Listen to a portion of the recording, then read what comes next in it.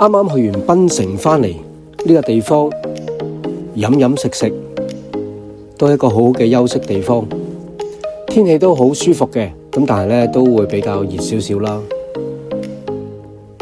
當地咧，如果你問咧語言咧，佢係好舒服嘅，特別我哋香港人咧過到去廣東話又得，有時候咧都唔知自己身處喺邊個位置，中文又可以，英文又得，係啦。咁啊，當地嘅人咧其實都好和善啊，大部分咧都係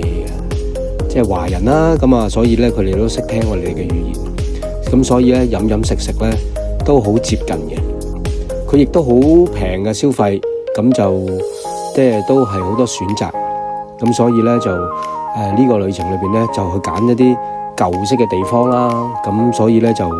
即係好有一啲人情味嘅地方嚟嘅，咁亦去嗰啲高樓大廈去參觀下風景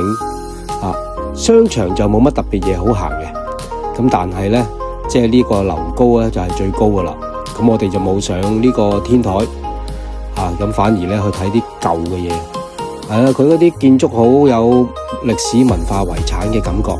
咁淨係企條街度慢慢欣賞，都係一個好好嘅地方嚟噶。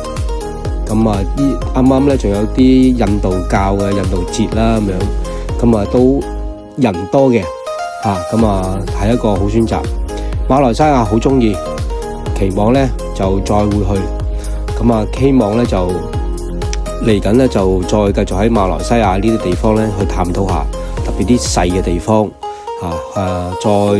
鄉郊少少、再原始嘅地方，係嘛？咁啊呢個旅程咧唔多，咁啊係咁意咧探討下，好嘛？咁快就要離開啦。